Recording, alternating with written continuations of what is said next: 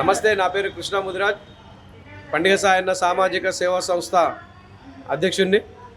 ఈరోజు మహబూబ్ నగర్ జిల్లా కేంద్రం తెలంగాణ చౌరస్తాలో కవులు, కళాకారులు అందరు కలిసి ఏర్పాటు చేసినటువంటి గద్దరన్న గారి జయంతి కార్యక్రమం నిజంగా మహబూబ్ నగర్లో నిర్వహించడం ఒక గొప్ప సంతోషించదగ్గ విషయం. ఎందుకంటే గద్దరన్న ఒక ప్రజా యుద్ధ నౌక. గద్దర్ అంటేనే ఉద్యమం, ఒక ఉద్యమ కిరటంలాగా పనిచేసినటువంటి వాడు. తెలంగాణ ఆకాంక్షల కొరకు ఆ రోజుల్లో అణగారిన ప్రజల తరపున అణచబడిన వర్గాలకు మద్దతుగా సంఘీభావంగా నిలబడి కొట్లాడినటువంటి ఒక ప్రజాయుద్ధన ఒక గద్దరన్న. ఆ రోజుల్లో రాజ్యాన్ని ఎదిరించి నిలబడడం అంటే ఒక గొప్ప విషయం. ఆయన ఏదైతే కార్యక్రమాలు చేసినాడో, ఆయన ఆటపాట ద్వారా ఏదైతే ఈ సమాజాన్ని ఉత్తేజపరిచిండో, ఆ సమాజం యొక్క ఎప్పుడు కూడా గుర్తింపు ఉండే విధంగా గద్దరన్న గారి యొక్క జీవితం కొనసాగింది. ఎందుకంటే అణగారిన ప్రజల కొరకు ఎవరు ఎంతటి పెద్ద గొప్ప మునగాడైనా కూడా ఆయన వ్యతిరేకించడం, ఆయన ఆటపాట ద్వారా కార్యక్రమాలు చేయడం నిజంగా ఒక గొప్ప విషయం. మేము కూడా కొన్నాళ్ల పాటు తెలంగాణ ఉద్యమంలో ఆయనతో పాటు కలిసి ప్రయాణం చేయడం జరిగింది. తెలంగాణ ఐక్య కార్యాచరణ కమిటీ కావచ్చు, తెలంగాణ ప్రజాఫ్రంట్ కావచ్చు, ఆయన అధ్యక్షతన ఏర్పడినటువంటి సంఘంలో కూడా మేము ముందుండి పనిచేయడం నిజంగా మాకు ఒక గొప్ప వరం లాంటిది.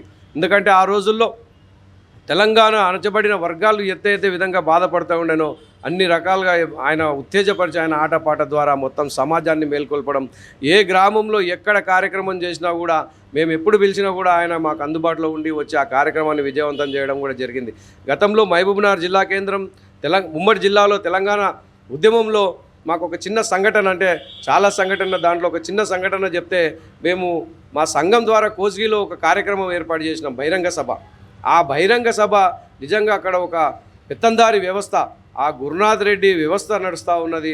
ఆయనను వ్యతిరేకించి ఆయనకు వ్యతిరేకంగా నిలబడి కొట్లాడినోడు ఎవరిని కూడా బతకనియటువంటి సందర్భంలో మేము గద్దరన్నను కోస్గి పట్టణానికి పిలిచి, దాదాపు మేము చూసినటువంటి గ్రౌండ్ ఒక 10-12 వేల మంది వస్తేనే గ్రౌండ్ నిండే పరిస్థితి. కానీ మొదట్లో ప్రజలందరూ కూడా, అక్కడ ఉన్నటువంటి నాయకులు కూడా మాకు ఎవరు సహకరించలే.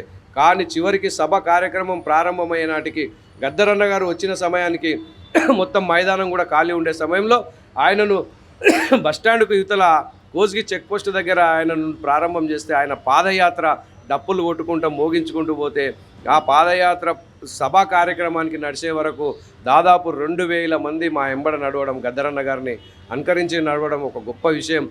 చివరికి సభా కార్యక్రమం స్టార్ట్ అయ్యి గద్దరన్న గారి ఆటపాట ఎత్తుకున్న సమయానికి దాదాపు 15,000 మందితో ఆ గ్రౌండ్ నిండిపోవడం, ఒక గొప్ప కార్యక్రమం నిర్వహించడం నిజంగా ఆ రోజు మాకు సంతోషం.